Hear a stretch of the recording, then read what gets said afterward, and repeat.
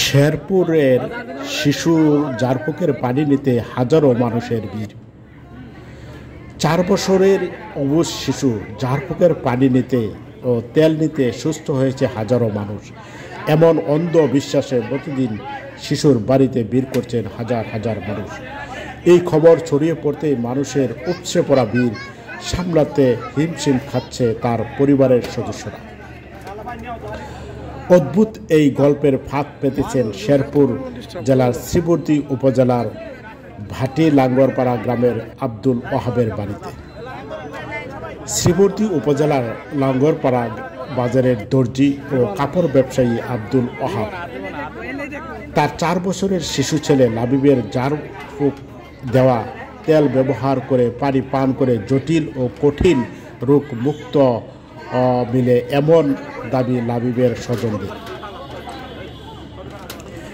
বেশ কিছুদিন যাবৎ লাবিবের মায়ের পায়ের ব্যথা হয়েছিল। প্রায় 2 মাস আগে লাবিব তার মাকে পার্শ্ববর্তী জঙ্গল থেকে একটি গাছের পাতা ছিঁড়ে এনে দিয়ে ব্যথা জায়গায় সে পাতা মালিশ করতে বলেন। প্রথমে তার মা বিশ্বাস না করলে পরবর্তী ছেলে জেদে ওই পাতা পায়ে মালিশ করার কিছুক্ষণ পর দীর্ঘদিনের পায়ের ব্যথা ভালো হয়। এইভাবে প্রতিবেশীদেরকে অনেকে রোগ মুক্তি হলে বিষয়টি দ্রুত ছড়িয়ে পড়ে।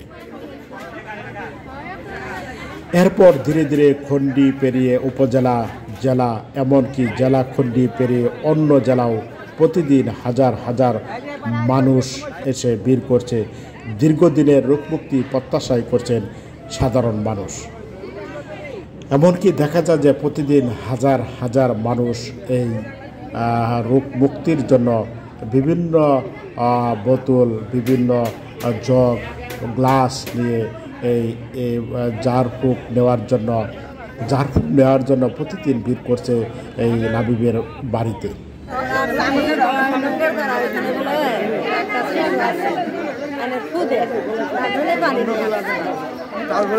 কি হয়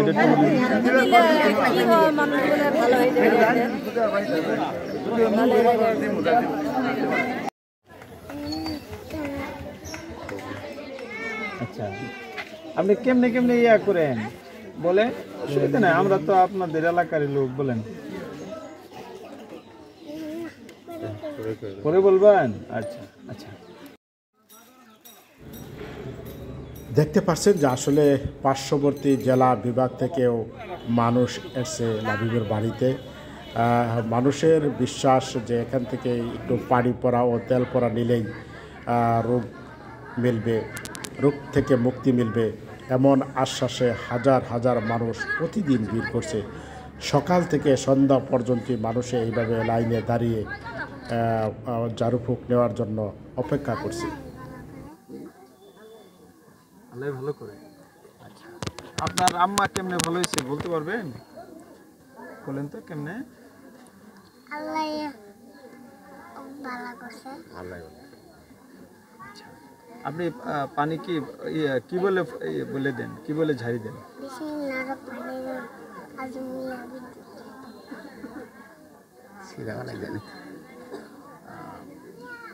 ঠিক আছে।